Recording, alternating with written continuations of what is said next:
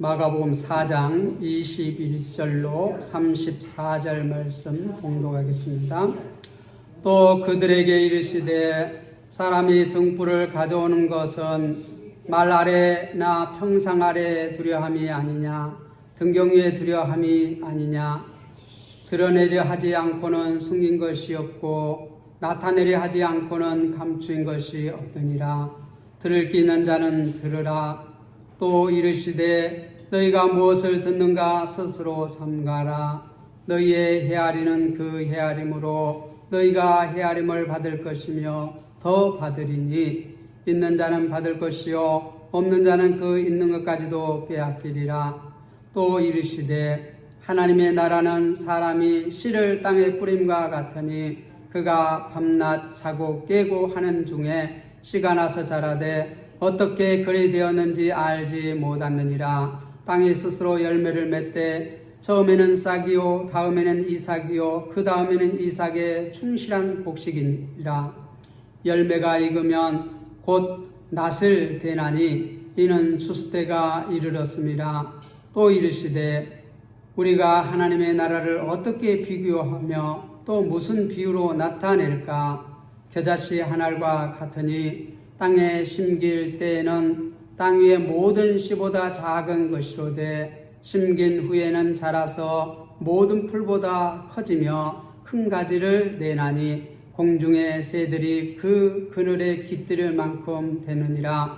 예수께서 이러한 많은 비유로 그들이 알아들을 수 있는 대로 말씀을 가르치시되 비유가 아니면 말씀하지 아니하시고 다만 혼자 계실 때에 그 제자들에게 모든 것을 해석하시더라.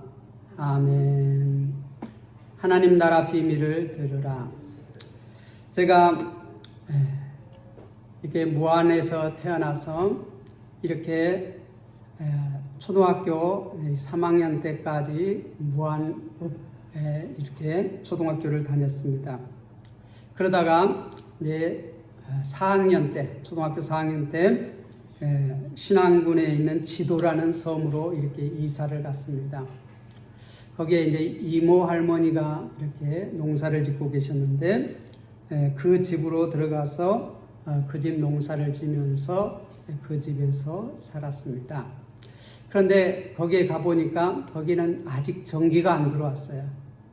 전기가 안 들어왔는데 이렇게 안방이 있고 부엌이 있는데 안방하고 부엌하고 사이 벽을 뚫어가지고 양쪽에 이렇게 유리로 이렇게 딱 해놓고 그래 등잔을 그 안에다 넣어놓으면 방도 환해지고 부엌도 환해지고 이렇게 만들어 놨더라고요. 그래서 야, 참 지혜롭다. 어렸을 때 그렇게 생각을 하면서 바람이 불어도 안 꺼지고 이렇게 부엌에 나갈 때도 항상 등을 들고 나갈 필요가 없고 이렇게 이 벽 하나 사이로 부엌이고 이게 안방이 있으니까 거기 이제 안방 앞에 이제 이렇게 솥이 있잖아요. 아궁이가 있잖아요. 그 아궁이에서 보통 이제 저녁에 일을 하잖아요. 그런데 거기 아궁이 있는 그쪽 벽을 이렇게 뚫어가지고 안방하고 이렇게 연결을 해놔서 이렇게 양쪽으로 등잔화를 해가지고 양쪽으로 불이 비치도록 그렇게 해놨더라고요. 그러다가 이제 한 6학년 때쯤에 거기도 이제 전기가 들어왔는데 전기가 들어오면 이렇게 새 세상이 되잖아요. 자, 그런데 오늘 보니까 말씀에 등불의 비유가 이렇게 나오고 있습니다. 21절에 보니까 그들에게 있을 때 사람이 등불을 가져오는 것은 말 아래나 평상 아래 두려함이 아니냐, 등경 위에 두려함이 아니냐. 우리가 이 등불을 켜는 것은 이 말이라는 것은 이 한 대, 두 대, 뭐 10말, 한 말 하면 그렇게 말 있잖아요. 옛날에 이렇게 둥글해가지고 이렇게 말 있죠. 그런 말, 그 속에 감춰두려고 등불을 가져오지 않는다는 거죠. 또 평상 아래에다가 이렇게 감춰놓으려고 등불을 가져오지 않는다는 것이에요. 등경 위에 두려움이 아니냐. 등경 위. 네. 우리 보통 등을 가져오면 이렇게 옛날에는 시골에 이렇게 줄을 해가지고 고리를 다 놓고 그 고리에다 걸더라고요. 이렇게 이 마루 위에 이렇게 걸어놓고 또 어디를 갈 때는 어떻게 그것을 딱 이렇게 빼가지고 들고 갑니다. 다시 갔다 와서는 거기다 딱 걸어놓고, 그죠? 등경 위에 이렇게 놓지 밑에 놓지 않는다는 것이에요. 우리가 등잔도 보면 이렇게 등잔대가 있고 그 위에 등잔을 딱 올려놓잖아요. 숨겨놓은 사람이 없다는 거예요. 불을 켜는 것은 밝히려고 하는 것이지.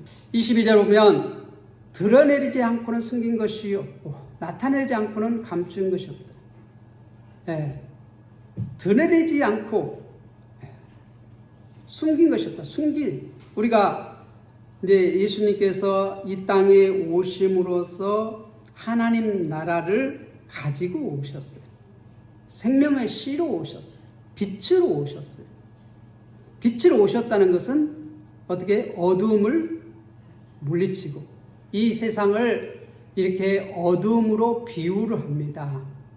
온 세상이 껌껌하였더니 빛으로 오셨다. 그래서 이렇게 불을 켜면은 어떻게 어둠이 물러가잖아요. 그래서 예수님이 지금까지 1장에서 4장 우리가 이 본문을 보면 말씀을 보면 가는 곳마다 어떻게 돼요? 마치 불을 비치는 것처럼 가는 곳마다 이렇게 마귀를 쫓아내고 또 귀신 들린 사람 회복시켜주고 이 병든 사람 고쳐주고 천국 복음을 전했다, 그렇게 말씀을 해요. 그래서 이 마치 등불이 어두움 가운데 가서 비추는 것처럼 예수님께서 이 땅에 오셔서 천국 복음을 전할 때 이 어두운 세상이 자꾸 물러갑니다. 그래서 이렇게 복음이 한 사람에게 들어가고 두 사람에게 들어간 만큼 어떻게 돼요? 어둠의 세력이 물러가요. 어둠에 붙잡혀 있던 사람들이 회복돼요. 그게 그리스도의 사역이에요. 그리스도의 사역이 행해지고 있으면 하나님 나라가 임한 것이에요. 그리고 23절에 보면 들을 귀 있는 자는 들으라, 이렇게 말합니다. 들을 귀 있는 자는 들으라. 뭘 들으라는 것이에요? 지금 이 4장에서는 비유의 말씀을 하고 있는데 이 비유를 뭐 하기 위해서 비유를 한 겁니까? 하나님 나라를 알려주기 위해서 씨앗과 땅의 비유, 또 오늘 또 보면 이 세 가지 비유가 있습니다. 등불의 비유, 또 24절에 보면 또 이르시되 너희가 무엇을 듣는가 스스로 삼가하라. 조심해서 들으라는 것이야. 주의해서 들으라는 것이야. 너희의 헤아리는 그 헤아림으로 너희가 헤아림을 받을 것이며 더 받으리. 우리가 무엇을 이렇게 헤아려. 그런데 그 헤아림으로 내가 다시 어떻게 헤아림을 받는다는 것이에요. 그리고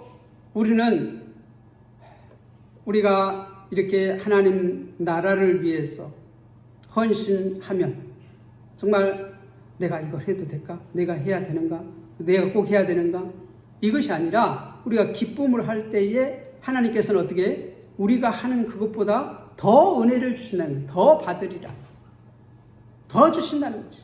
우리가 뭘 주님을 일을 위해서 이게 잰다고 하죠. 그러면 하나님께서도 어떻게 재신다는 거예요. 그런데 그렇지 아니하고 우리가 정말 하나님 풍성하게 하나님 앞에 드릴 때 하나님의 은혜는 더 주신다는 거예요. 그것보다 훨씬 풍성하게 주신다는 거예요. 더 받으리라. 우리가 참 지혜롭게 신앙생활을 하라고 그렇게 충고를 받을 때가 있습니다. 정말 열심히 특심을 내서 신앙생활을 하면은 주위에서 그런 사람들 있죠. 그러지 말고 적당히 해, 적당히. 그죠? 적당히 하라는 것은 뭐예요? 이게 새 가면서 하라는 거죠. 네 처지를 알아서 적당히 하라는 거죠.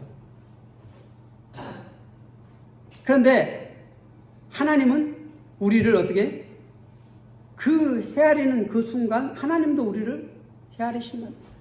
그런데 그렇게 헤아리지 아니하고 하나님을 위해서 정말 하나님을 사랑할 때 하나님의 은혜는 우리가 하나님을 사랑하는 것보다 더 어떻게?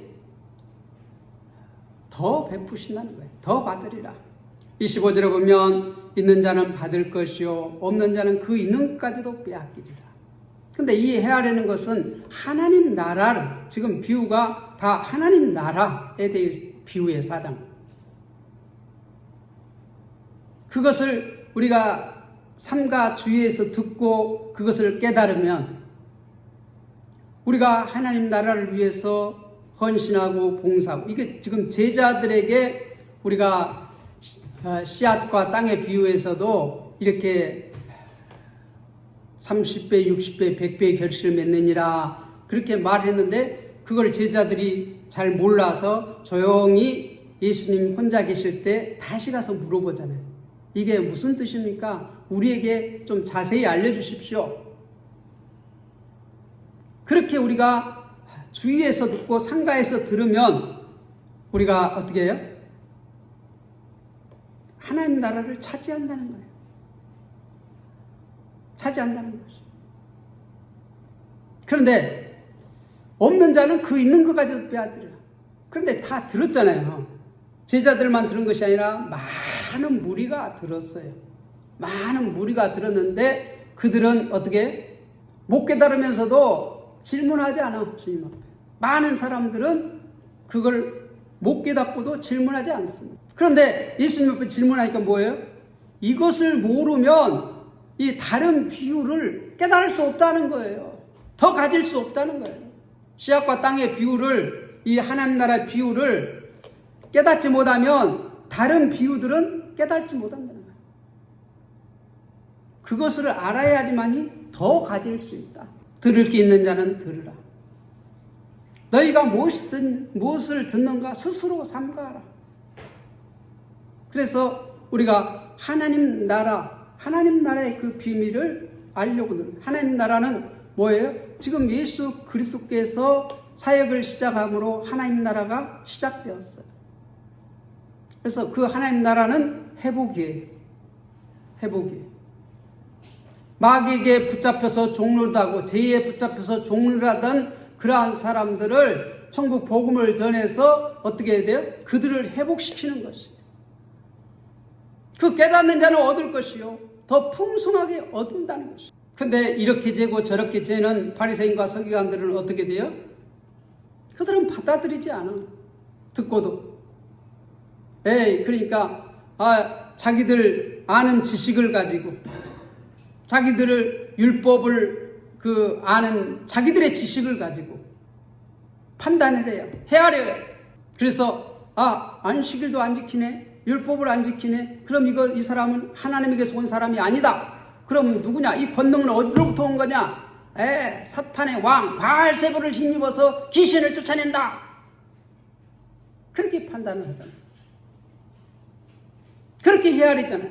그런 자들은 어떻게 돼요? 그 있는 것까지도 빼앗기리라 그래요. 우리가 달란트 비유에서 이 5달란트, 2달란트, 1달란트 받은 자, 5달란트 받은 자는 가서 장사해서 5달 남기고 그걸 다 주잖아요.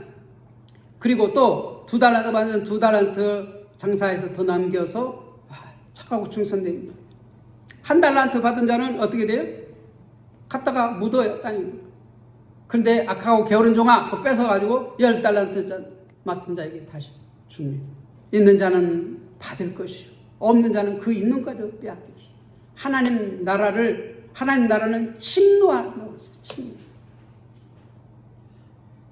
그래서 이 씨앗과 땅의 비유를 깨달은 사람은 그것을 더 깊이 들으려고 삶과 스스로 들으려고 노력하여서 주님 계실 때에 이 제자들과 또 거기에 관심이 있는 그 12제자 외에 또 다른 사람들이 있었어요. 그들은 주님 앞에 혼자 계실 때 질문하잖아요.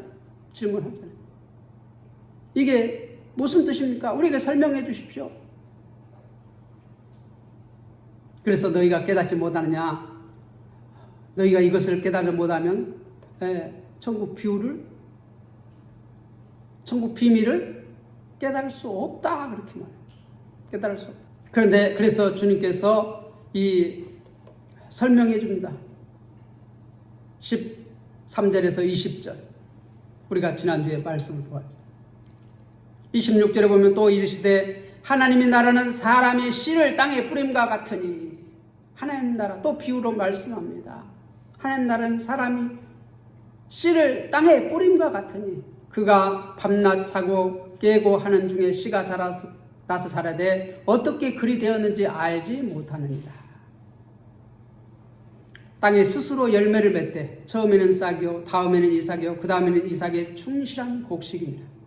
열매가 익으면 곧 낫을 되나니 이는 추수 때가 이르렀습니다. 이 농부가 씨를 뿌립니다. 하나님 나라를 지금 가르쳐 주시는데 이 농부가 씨를 뿌리는 그것을 통해서 하나님 나라를 가르쳐 준다는 것이에요. 그 씨를 뿌려 놓으면 그 씨가 살아있으면 어떻게? 밤이 또 밤낮 자고 깨는 거. 밤낮, 성경은 항상 밤낮이라고 그래요. 예, 그죠? 밤이 되고 아침이 되니 첫째 날이니라. 올해 창세기 1장에서도 밤이 되고 저녁이 되고 아침이 되니 둘째 날이니라. 저녁이 되고 아침이 되니 셋째 날이니라. 밤낮 자고 깨고 하는 중에 씨가 나서 자라되. 이 시간이 흐르는 것을 말합니다. 어떻게 그리 된지 알지 못합니다. 예수님께서 오셔서 이 천국 복음을 전합니다. 천국 복음을 전합니다. 우리가 하나님 나라를 확장을 위해서 열심히 일합시다. 봉사합시다. 헌신합시다. 하는데 이거는 사람의 힘으로 하나님 나라가 확장된다고요? 아니에요. 씨를 뿌리면 그 생명의 씨를 뿌리면 복음을 전하면 우리가 할 일이 없습니다. 땅에 스스로 열매를 맺되 처음에는 싹이요 다음에는 이삭이요 그 다음에는 이삭의 충실한 곡식입니다. 교회는 우리가 부흥시키는 것이 아니라, 하나님 나라는 우리가 부흥시키는 것이 아니라 누가 해요? 하나님입니다. 우리가 복음을 전하면 그 복음이 생명력이 있어요. 성령님께서 어떤 심령이 들어가면 말씀을 깨닫게 하고 어떻게 순종하게 하고 죄를 생각나게 하고 예수 그리스도를 믿는 믿음을 주시고 믿음이 자라게 하시고, 그게 누가 하는 사역이에요? 성령님이 하시는 사역. 성령 하나님이 하시는 사역. 그리고 추수 때가 있다는 것이에요. 마지막 거둬들일 때가 있다는 것이에요. 또 이르시되 30절에 보면 우리가 하나님 나라를 어떻게 비교하며 또 무슨 비유로 나타낼까? 또 다른 이제 비유를 말씀합니다. 겨자씨 한 알과 같으니 땅에 심길 때에는 땅 위의 모든 씨보다 작은 것이로되 심긴 후에는 자라서 모든 풀보다 커지며 큰 가지를 내나니 공중의 새들이 그 그늘에 깃들일 만큼 되느니라. 겨자씨 한 알. 이렇게 땅의 모든 씨보다 작다. 이건 작은 것의 대표입니다. 큰 것의 그 다음 모든 풀보다, 풀은 뭐죠?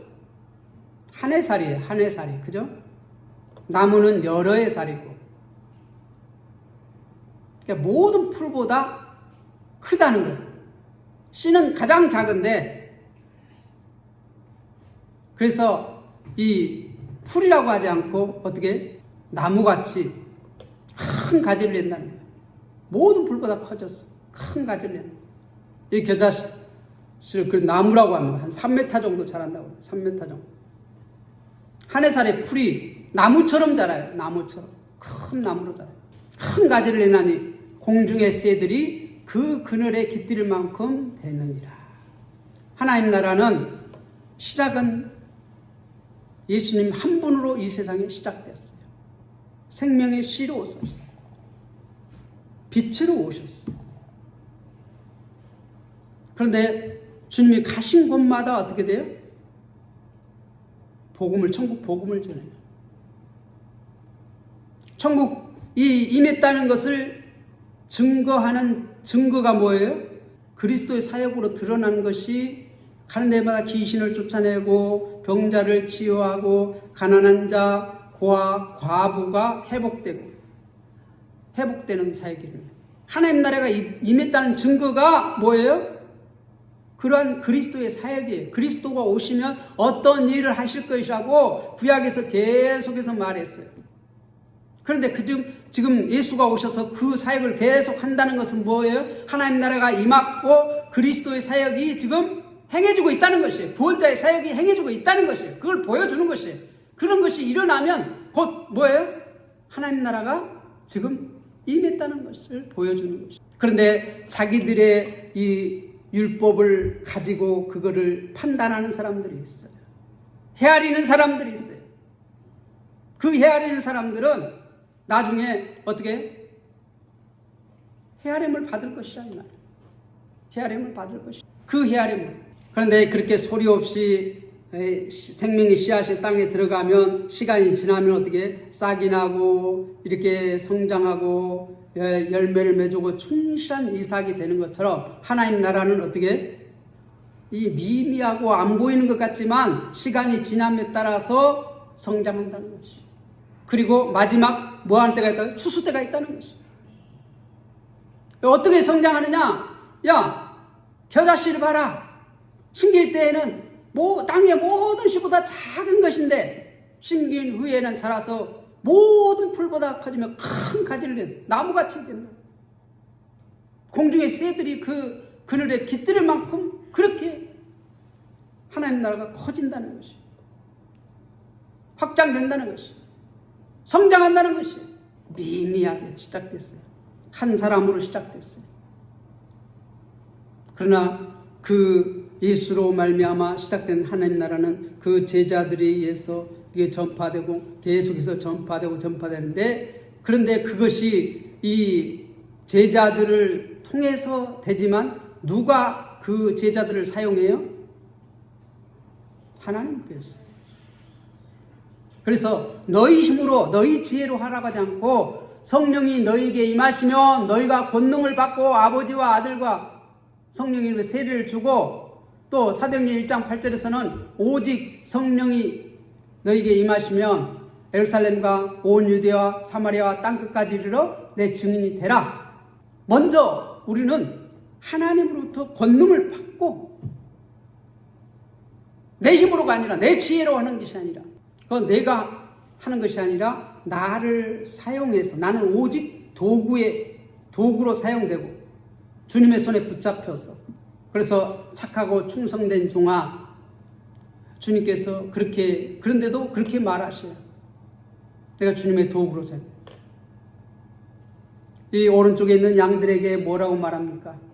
내가 주님이 언제 굶주릴 때 먹을 것을 줬으며 헐벗을 때 내가 언제 입을 것을 줬습니까? 갇혔을 때 내가 언제 돌봤습니까? 그럴 때 예수님께서 뭐라고 말해요? 네. 내 이웃이 그 굶주릴 때 먹을 것을 주었고, 또 헐벗을 때 입을 것을 주었고, 그 이웃이 갇혔을 때 내가 돌봤다. 그것이 곧 누구에게 한 것이다? 나에게 한 것이다. 그렇게 말해요. 나에게 한 것이다. 내가 언제 했습니까? 그런데 주님은 뭐라고 말했어요? 내 이웃을 내 몸같이 사랑하라고 그랬잖아요. 그 말씀에 따라서 그가 그렇게 실천했잖아요. 그것은 뭐예요? 자기의 지혜로 한 게 아닙니다. 주님의 말씀에 순종해서 이웃을 내 몸같이 사랑하는 것이에요. 그 이웃은 고아와 갈부를 분명히 돌보라고 그랬잖아요. 어려운 사람을 돌보라고 그랬잖아요. 그 말씀에 순종해서 그렇게 했기 때문에 나는 한 거 없습니다. 나는 무익한 종입니다. 다 주님이 하셨습니다. 그렇게 고백할 수밖에 없는 것이죠. 마지막에 33절 34절에 보면 예수께서 이러한 많은 비유로 그들이 알아들을 수 있는 대로 말씀을 가르치시되, 비유로 말하는 것은 이 알아들을 수 있도록 했다는 것이에요. 근데 이 받아들이지 않는 자들에게는 이게 비밀이고, 받아들이는 자들에게는 뭐예요? 비밀이 아니에요.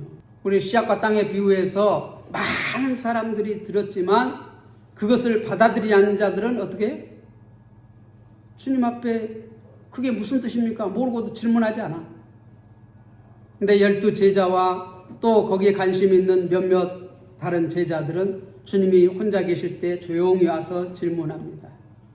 그 비유가 무엇입니까? 그 뜻을 우리에게 알려주십시오. 더 깊은 것을 말해달라는 것이죠. 어떻게 그것이 천국 비밀인지. 그래서 주님께서 그것을 13절에서 20절까지 설명해 주고 이것을 알면 다른 모든 비유를 어떻게 알 수 있다는 거예요.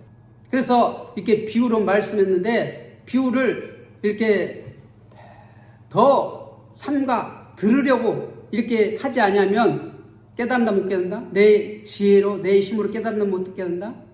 아무리 그들이 성경학자고 이 바리새인들은 성경학자예요. 서기관들. 그런데 그들은 그들의 지혜로 깨달아요 못 깨달아요? 못 깨달아. 그런데 이 못 배운 갈릴리 출신 예수님의 제자들도 예수님 앞에 질문하니까 예수님께서 설명해 줘요. 자 보세요. 비유가 아니면 말씀하지 아니하시고 다만 혼자 계실 때 그 제자들이 모든 것을 해석하시더라. 해석하시더라. 하나님 말씀은 우리의 지혜로 깨닫는 것이 아니에요. 제가 이렇게 주일을 준비하면서도 계속 책을 보면서도 계속 기도합니다. 단순하게 지식을 가지고 우리가 하나님 말씀을 깨달을 수가 없어요. 깨닫게 해달라고. 지혜를 달라고. 주의 백성들에게 말씀을 달라고. 기도하면서 이렇게 말씀을 준비합니다. 또 눈이 아프면 이렇게 동네도 한 바퀴 돌고 밭에도 한번 갔다 오고 좀 세수도 한번 하고 또 운동하러도 갔다 오고 또 이렇게 눈이 좀 이제 풀리면 다시 책을 보고 기도하고. 요즘은 이렇게 오랫동안 이게 책을 못 봐요. 그죠? 여러분들도 그죠? 못 봐요. 네. 그래서 이렇게 집중해서 보다가 눈이 아프면 막 눈이 간 게 아파요. 그러면 한 바퀴 휙 돌고 세수도 한번 하고 또 한 바퀴 이렇게 돌고 이렇게 또 와서 또 저기 있고 그러면서 기도해요. 주님 말씀을 주시옵소서. 눈을 만드신 주님께서 눈을 열어주시옵소서. 기도하면서 말씀을 봅니다. 책을 봅니다. 공부를 합니다. 주님 말씀해달라고. 깨닫게 해달라고. 제자들이 주님 앞에 혼자 계실 때 그 제자들이 모든 것을 해석하시더라. 해석하시더라. 여러분들도 말씀을 볼 때, 들을 때 기도하세요. 주님 깨닫게 해주세요. 나는 지혜가 부족합니다. 깨닫게 해주세요. 말씀을 들을 때고, 말씀을 읽을 때고, 공부할 때고 자꾸 기도하시기 바랍니다. 그렇게 할 때 주님께서, 성령께서 어떻게? 깨닫게 하십니다. 깨닫게 하십니다. 내가 세상적으로는 못 배웠다고 해도 성령께서 깨닫게 하시면 세상에 지혜 있는 자보다 바르게 깨달아요. 믿습니까? 기도하겠습니다.